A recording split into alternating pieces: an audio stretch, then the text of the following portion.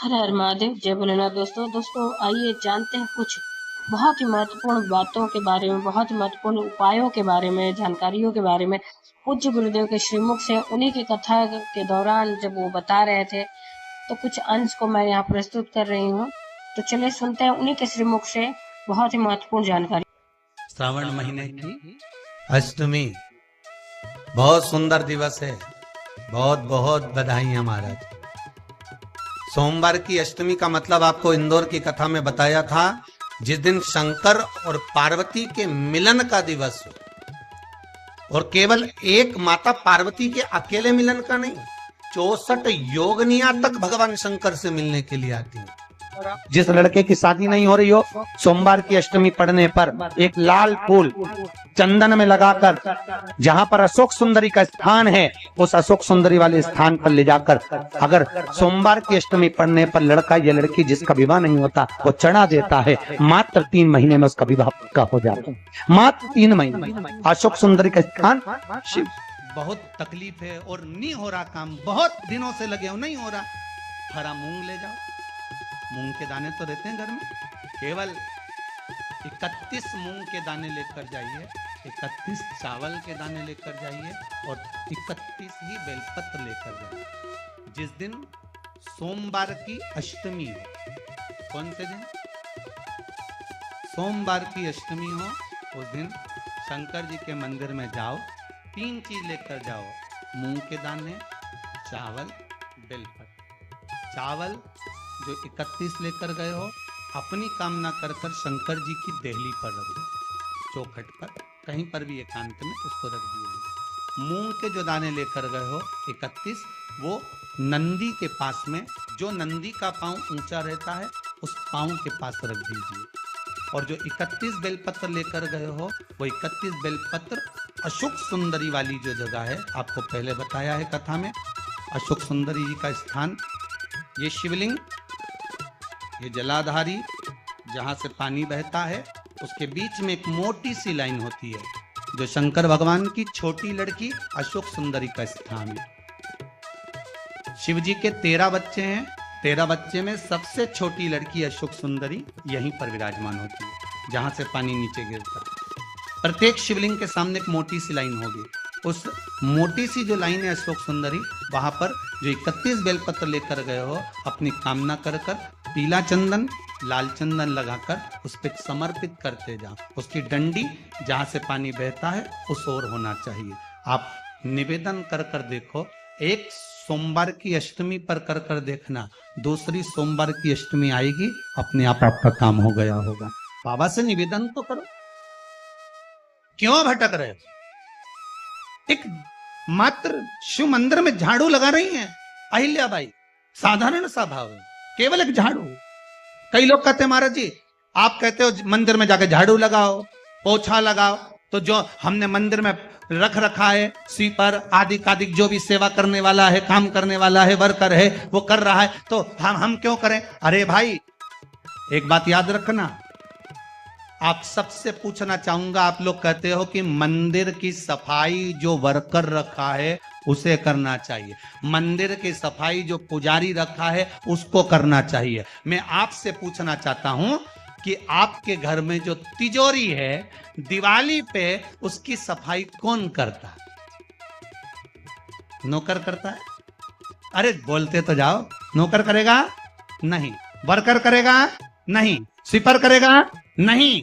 तिजोरी की सफाई कोई दूसरा नहीं करता, तिजोरी की सफाई हमें करना होती है। उसी तरह मंदिर की सफाई ना पुजारी करे, ना कोई वर्कर करे, जो दर्शन करने जाए वो करे, क्योंकि ये तिजोरी है हमारी, ये तिजोरी है हमारी, यहां से हमें मिलता है, ये मेरा देव अधिदेव महादेव देता है। और धतूरे का फूल, कांटे वाले धतूरा, और उसमें लगने वाला एक पुष्प, धतूरा और धतूरे का पुष्प, छोटा सा पौधा है, ज्यादा बड़ा नहीं है, कांटा लग रहा है, धतूरा लग रहा है, और उसमें भी साधारण धतूरा नहीं, जिस धतूरे के नीचे की डंडी लाल कलर की होती है, अगर वो सोमवार की अष्टमी को देव अधिदेव महादेव को समर्पित करी जाती है, तो उसके घर में कभी संपदा की कमी नहीं होती है।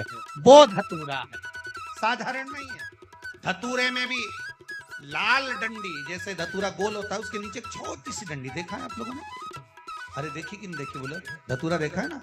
धतूरे के अंदर एक नीचे छोटी सी डंडी होती है, जब तोड़ोगे तो वो डंडी का कलर अगर लाल है, वो डंडी का कलर अगर लाल है, और कभी हम तो कहेंगे जैसे बड़ी बीमारी जिसको हो जाती है, लीवर, किडनी, कैंसर आदि आदि बड़ी बीमारियों से जो जूझ रहा होता है, प्रयास करो, प्रयास महामृत्युंजय का जाप कर कर, महामृत्युंजय का स्मरण कर कर, एक लाल डंडी का धतूरा प्रयास करना।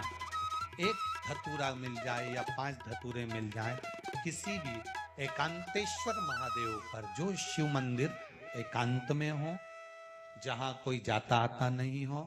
वैसे तो अब बहुत मुश्किल है कि ऐसा मंदिर मिल जाए जहां कोई जाता आता नहीं है।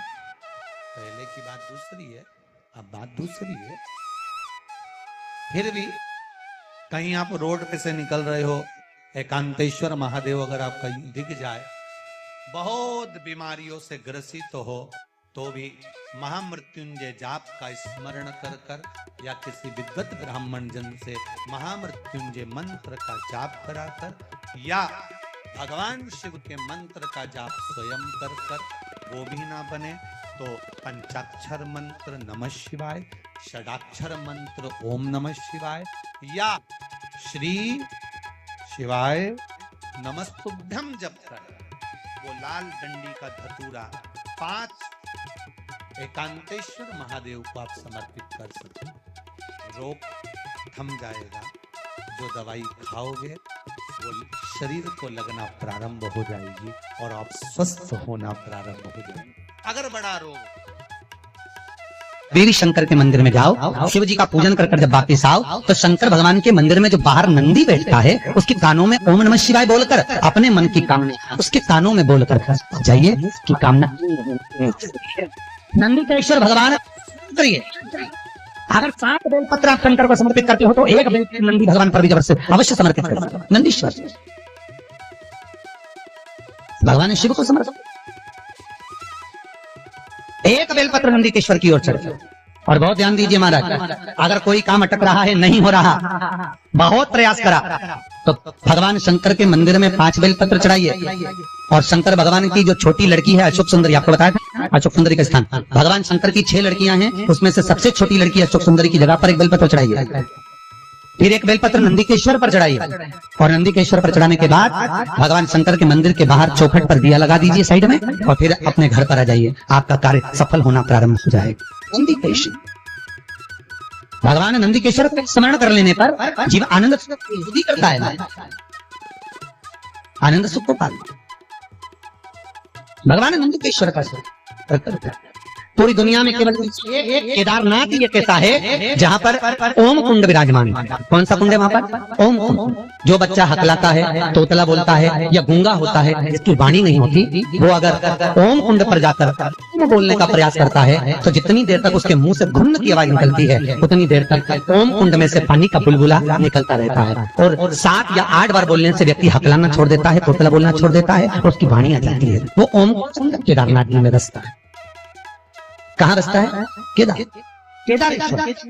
तो उम्मीद करते हैं जानकारी आपको अच्छी और उपयोगी लगी होगी। अगर अच्छी और उपयोगी लगी तो एक लाइक छोटा सा अवश्य करिए।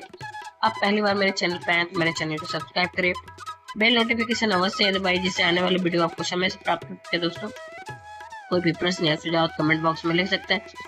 फिर मिलते हैं दोस्तों एक नई जानकारी के साथ नए वीडियो में। तब तक के लिए जय भोलेनाथ, हर हर महादेव, श्री शिवाय नमस्तुभ्यम। धन्यवाद दोस्तों।